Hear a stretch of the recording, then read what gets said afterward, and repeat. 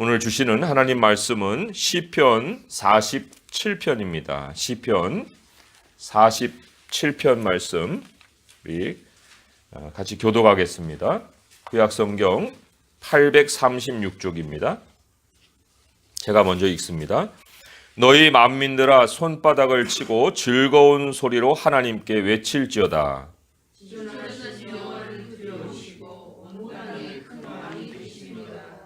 여호와께서 만민을 우리에게 나라들을 우리 발 아래 복종하게 하시며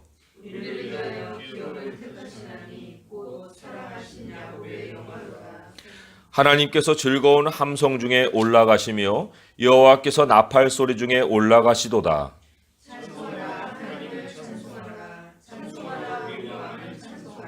하나님은 온 땅의 왕이심이라 지혜의 시로 찬송할지어다.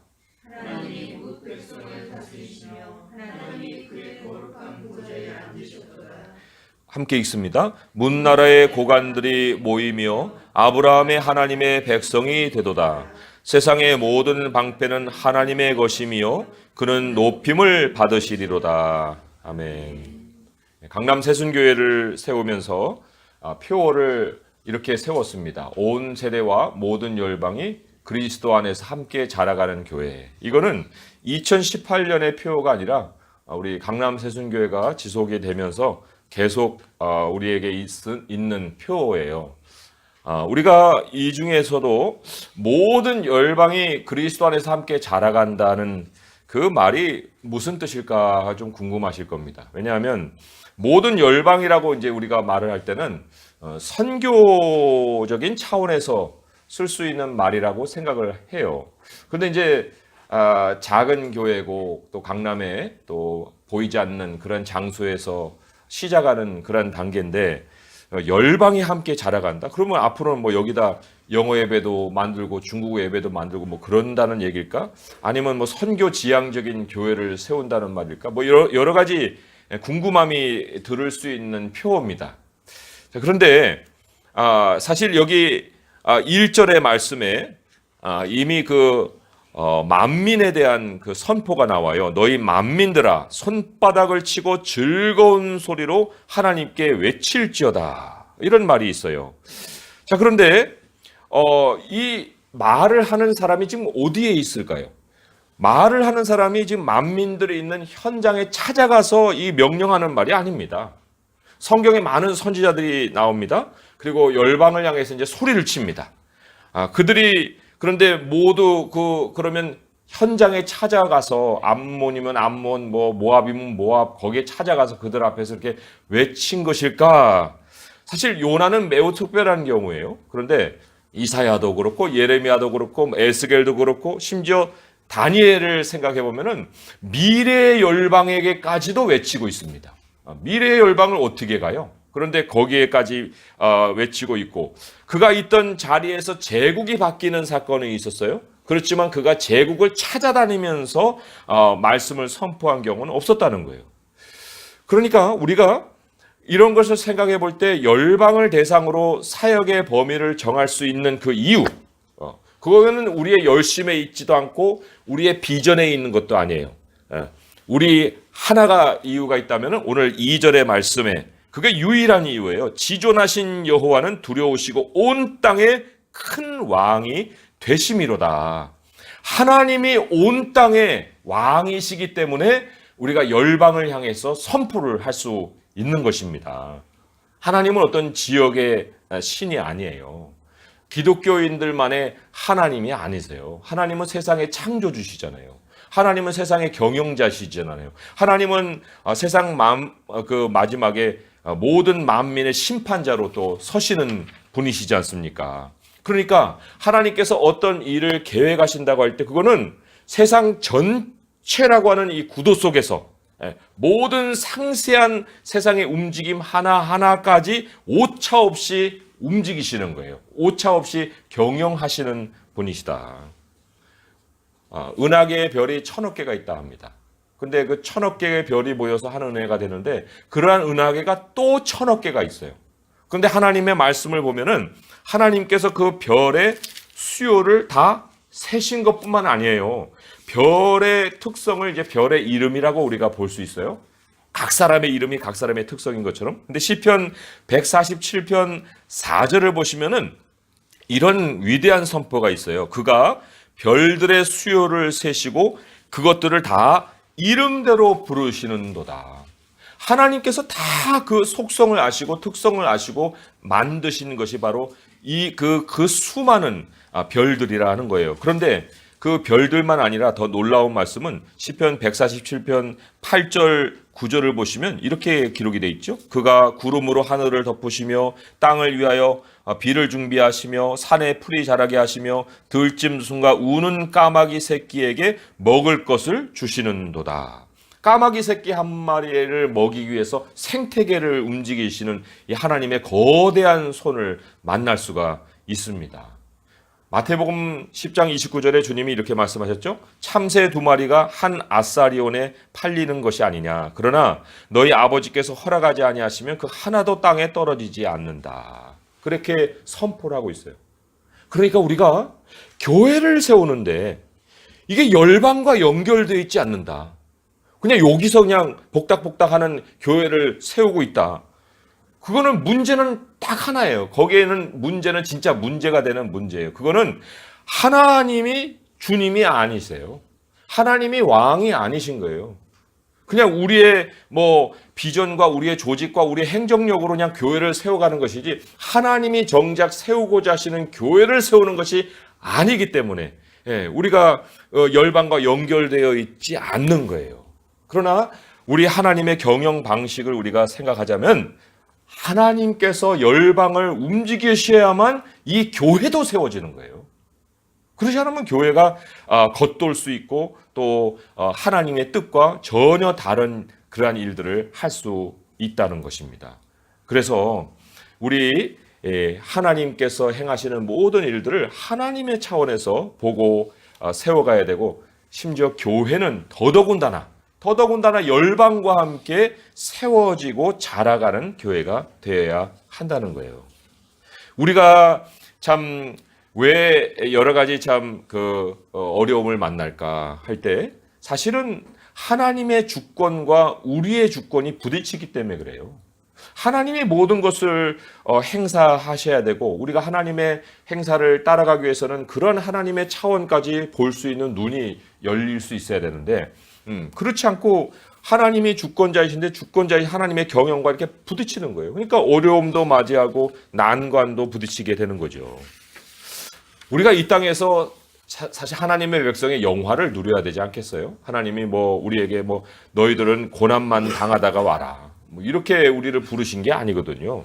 그런데 왜 우리가 고난만 맛보고 갈 수밖에 없느냐 할 때 이제 그 반대적인 그 약속을 우리가 좀 주목할 필요가 있습니다.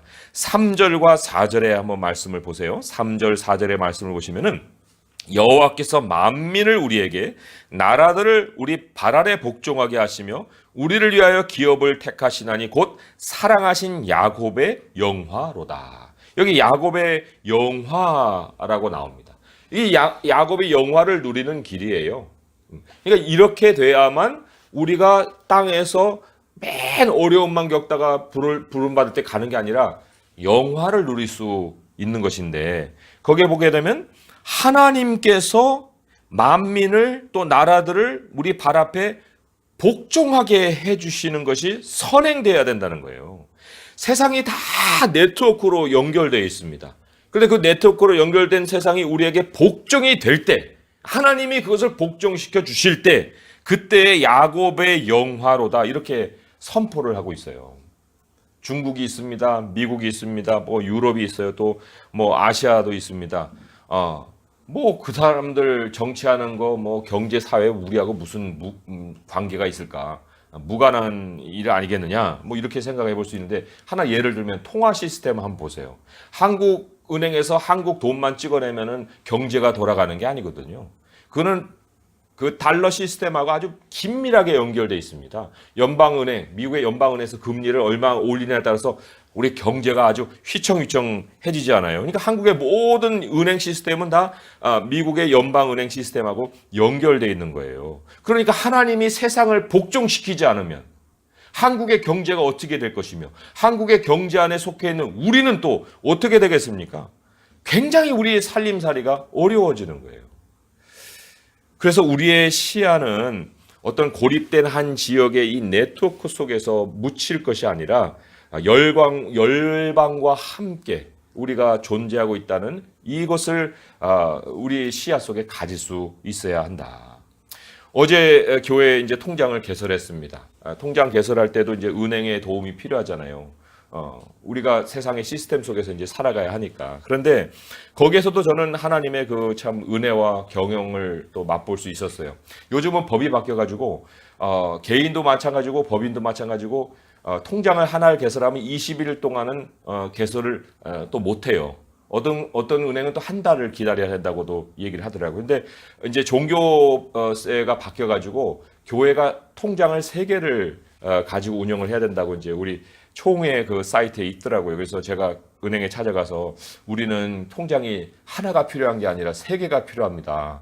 그랬더니 20일 안에는 개설을 할 수가 없습니다. 그렇게 얘기를 해놓고 그런데 우리 은행에 오셔서 열면은 열어드리겠습니다. 또 그렇게 얘기를 하는 거예요. 그러니까 이게 편법이 아니고 그 사람들의 권한으로 그걸 해주겠다는 거예요.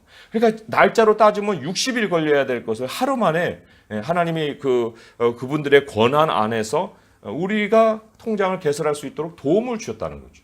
그러니까 열방을 하나님이 굴복시키신 작은 사례인데 그러한 사례가 곳곳에서 하나님이 역사를 해주시면은 우리의 삶에 형통함이 있고 순족함이 있는 것인데 그런데 사실 또 아무 경우에서는 하나님이 그 세상의 네트워크를 우리 발 앞에 복종시켜 주시는 것이 아니거든요.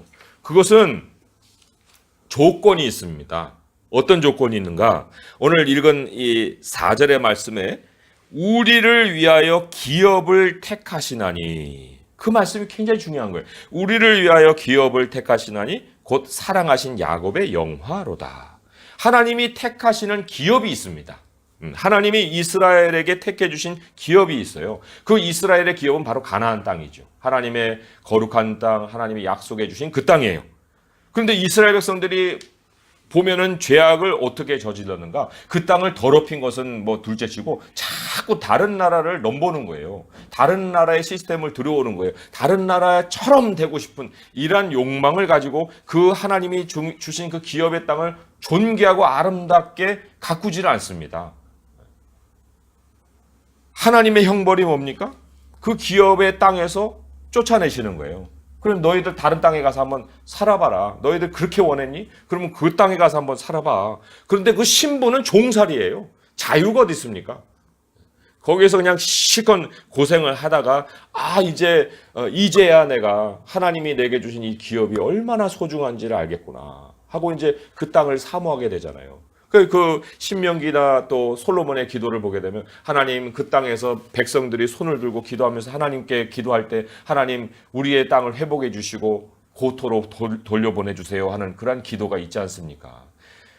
예레미야를 통해서도 우리가 볼 수 있는 그 하나님 중요한 말씀이 있어요. 예레미야도 사실 선지자였지만은 참 여러 가지 어려움에 봉착할 때 그도 조금은 자기의 사명의 자리를 떠났던 것 같아요. 그러니까 이런 말씀이 기록이 되어 있겠죠. 예레미야 15장에 보시면은 이런 말씀이 기록이 되어 있습니다. 예레미야 15장 앞뒤를 읽지 못하면은 좀 그 문맥에 따라 그 구절이 잘 이해가 안 될 수도 있는데 15장 14절을 먼저 한번 보세요. 14절에 보시면은 내 원수와 함께 내가 알지 못하는 땅에 이르게 하리니 이는 나의 진노의 맹렬한 불이 너희를 사르려 함이라. 이게 이제 아까 말씀드린 것처럼 그런 상황을 생각해 보시는 거예요. 내게 기업으로 주신 땅이 있는데 자꾸만 다른 땅 하니까 내 원수와 함께 내가 알지 못하는 땅에 이르게 하리니 이는 나의 진노의 맹렬한 불이 너희를 사르려 함이라. 근데 나중에 회복될 때 예레미야에게 뭐라고 얘기하시냐면요.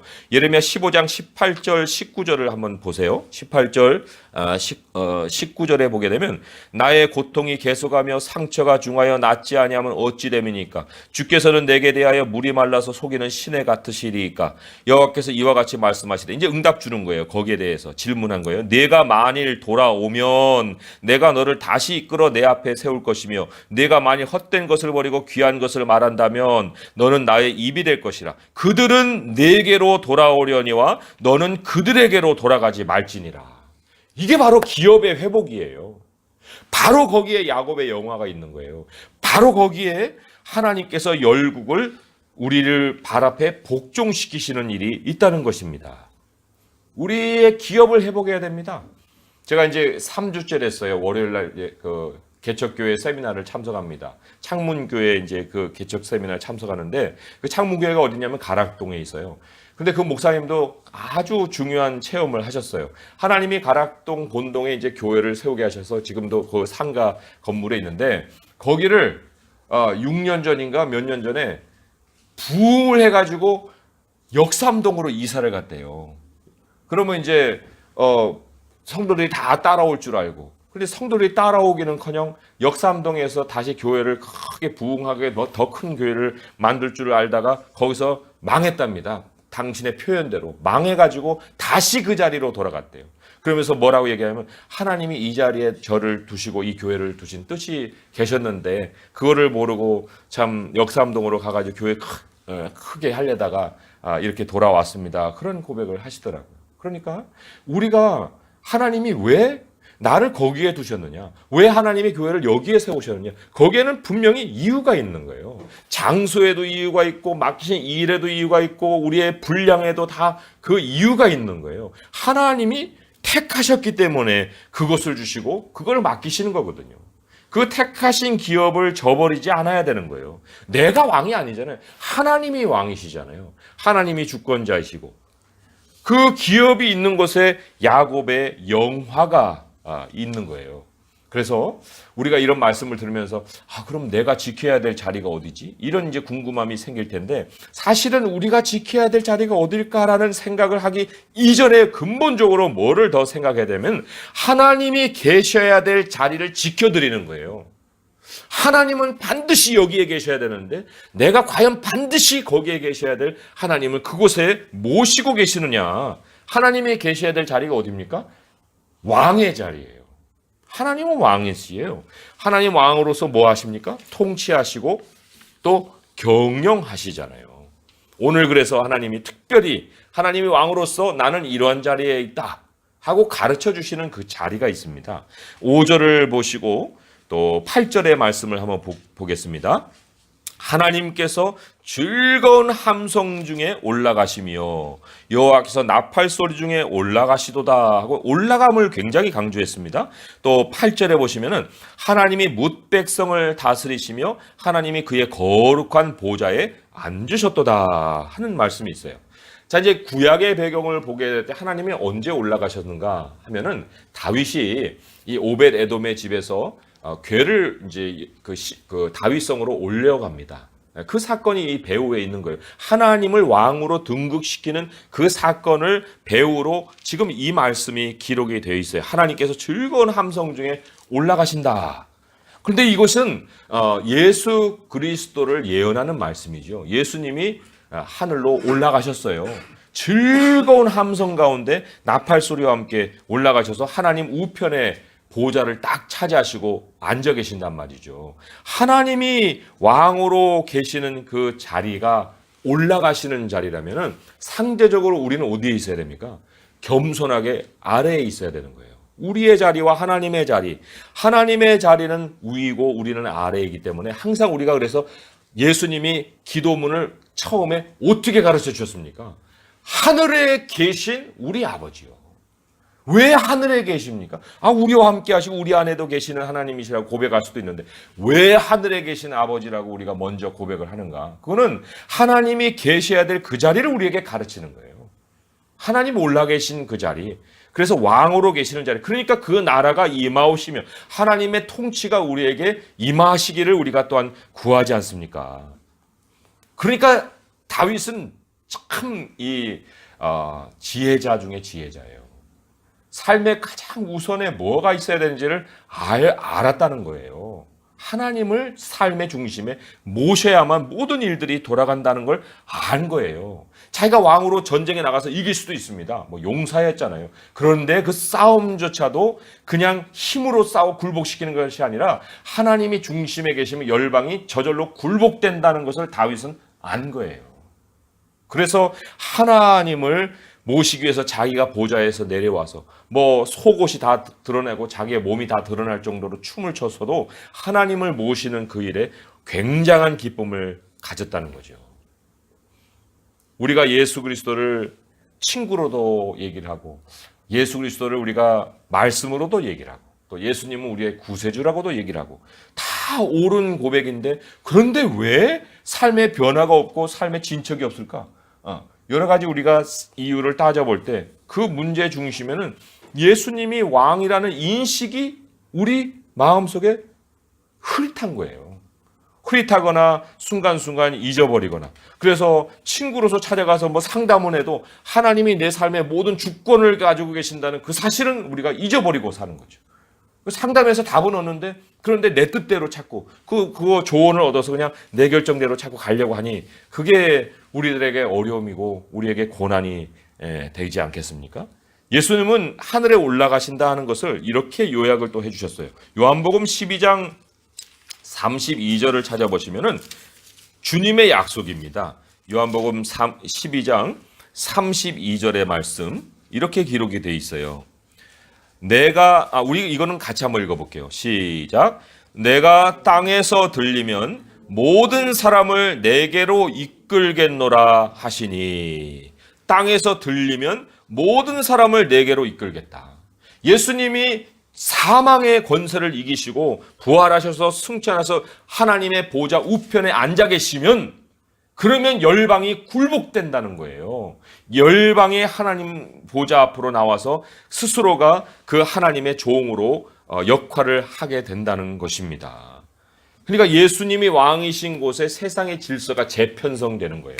우리가 예수님을 왕으로 세워드리는 그곳에서 우리 삶의 기업의 질서가 재편성되는 것입니다. 그건 내가 있는 내 자신의 인생만이 바뀌는 것이 아니라 나와 관계되는 모든 네트워크가 예수님으로 인해서 굴복된다 하는 엄청난 약속입니다. 오늘 말씀으로 돌아와서 9절의 말씀을 보면 거기에 놀라운 약속이 있습니다. 문나라의 고관들이 모이며 아브라함의 하나님의 백성이 되도다. 세상의 모든 방패는 하나님의 것이며 그는 높임을 받으시리로다 했어요. 문나라의 고관들, 통치자들이죠. 권세를 가지고 있는 그 사람들이에요. 힘으로 말하면 뭐 누가 그 사람들을 당합니까? 그런데 그 사람들이 모여요. 아브라함의 하나님의 백성이 됩니다. 이것은 좀 깊이 우리가 묵상해 볼 것인데 이건 단지 신분의 변화를 얘기하는 게 아니에요. 그것은 하나님의 주권이 행사된 곳에서 반드시 나타내는 열매입니다. 하나님이 부리는 종이 된다는 거예요. 열방이. 그래서 여기 하나님의 것이 모든 방패는 하나님의 것이 된다. 모든 방패가 뭐냐면 바로 세상이에요. 근데 세상이 우리에게 여태까지는 대적으로 보였는데 그런데 이제는 하나님이 세상을 굴복시켜서 세상이 우리의 방패가 되게 하신다는 거예요. 하나님의 통치에 굴복되어 우리의 울타리가 되게 해주신다는 것입니다. 열방이 그리스도와 함께 자라가는 교회의 배후에도 하나님의 통치와 하나님의 주권의 행사가 있는 거예요. 우리가 좀 결론을 맺으면서 이제 기도를 해야 될 텐데 교회는 또 우리의 개인의 인생도 마찬가지지만 교회는 열방과 함께 자라가야 됩니다. 세상과 함께 자라가는 거예요. 성도도 마찬가지고. 근데 그 핵심은 하나님의 왕 되심이라는 것입니다. 날마다 하나님이 하늘에 계신 나의 아버지로 그냥 아버지가 아니고 하늘에 계신 나의 아버지로 고백이 돼야 돼요. 왕이신 하나님 앞에서. 그리고는 그 다음에 우리가 이제 중요하게 생각해야 될 것이 예수님이 내게 택해 주신 기업을 사수해야 됩니다. 이건 남에게 맡긴 게 아니에요. 우리에게 맡긴 거예요. 그리고 우리 개개인에게 맡긴 거예요. 누구에게 그것을 맡길 것이며 누구에게 그 잘못된 책임을 우리가 묻겠습니까? 그건 하나님이 나에게 맡겨주신 것이고, 그것을 우리가 사수할 때, 하나님 왕이시고 내게 주신 기업을 사수할 때 하나님께서 세상을 굴복시키십니다. 세상을 방패로 바꿔주십니다. 우리가 거하는 기업을 지켜주시는 거예요. 그리고는 우리를 영화롭게 해주시는 거예요. 야곱의 영화로다. 그래서 우리가 다시금 질문해 봅니다. 하나님은 지금 내 삶에 어디 계실까? 하나님은 어디 계실까? 여전히 변두리일까? 여전히 오벳 에돔의 집에 모셔놓고 두려울 때는 찾아가지 않고 좀 그리울 때는 찾아가고 그런 하나님으로 지금 계시는가? 오늘 이 시가 어디에서 나왔냐면요, 7절의 말씀을 우리가 마무리하면서 한번 같이 읽어보겠습니다. 시작. 하나님은 온 땅의 왕이심이라 지혜의 시로 찬송할지어다. 이게 바로 지혜의 시로 찬송한 거예요. 깨달음으로 찬송한 거예요. 하나님을 날마다 배워가고 또 알아가면 알아갈수록 우리는 하나님의 발 앞에 있어요. 하나님의 발 앞에서 하나님께 우리의 행사를 맡기는 거예요. 너의 행사를 내게 맡겨라. 그래야만 내 모든 경영하는 것을 하나님이 이루어 주시리라 약속하지 않습니까? 그래서 오늘 이 47편의 말씀, 이 엄청난 말씀, 우리가 돌아다니고 뭐 열심을 내고 하지 않아도 우리 하나님이 왕으로 통치하시는 그곳에서 우리는 바로 주권자이신 우리 주님의 행사에 같은 참 동참하는 자가 되고 또 그 열매를 누리는 자가 되고, 그리고 그것을 통해서 우리 예수 그리스도의 복음을 열방과 함께 나누는 그런 아주 힘찬 교회가 되는 것을 믿고, 오늘 이후로도 계속해서 우리 주님 왕되심 앞에 겸손한 자로 우리 살아갈 수 있는 성도님이 될 수 있기를 주님의 이름으로 축원드립니다. 기도하겠습니다. 하나님 아버지, 왕이신 하나님 아버지, 하늘에 계신 우리 아버지, 아버지는 우리를 낳으셨습니다. 우리를 낳으셨기 때문에 끝까지 목숨 걸고 우리를 지켜주십니다. 그런데 주님, 우리가 너무 우리 하나님을 친근하게만 대하고 왕으로는 대하지 아니하는 그러한 참 어리석은 모습을 가지고 살고 있습니다. 아버지 하나님, 우리 주님이 경영하시는 세상을 살아가고 있습니다. 아버지께서 까마귀 새끼 한 마리를 먹이시려고도 생태계를 움직이시는데 어찌 우리들의 이 어려운 상황과 부르짖음에 우리 주님이 우주를 움직이지 아니하시겠습니까? 하나님은 매일같이 일하시는 분이시고 우리를 위해서 우리 하나님은 열심을 내십니다. 하나님, 우리가 주님의 열심에 동참하기를 원합니다. 아버지 하나님, 우리 하나님의 주권을 우리가 경쟁하지 않기를 원하고 늘 주님의 주권 발 앞에 겸손한 자로 무릎 꿇기를 원합니다. 아버지 하나님, 오히려 우리에게 부족한 것은 주님께 찾아가는 기도의 시간과 아버지께서 가르쳐주신 지혜입니다. 아버지여, 지혜와 또 우리들이 간구하는 것을 통해서 우리 하나님의 영광이 드러나게 하시고 야곱의 영화가 우리의 영화가 되게 하여 주옵소서. 하나님, 택해 주신 기업을 저버리지 않겠습니다. 하나님께서 우리를 심으신 그 자리에 의미가 있습니다. 아버지, 거기에서 우리가 주님의 영광과 함께 동행하는 저희들의 모습이 되게 하여 주시옵소서. 예수님의 이름으로 감사하며 기도합니다. 아멘.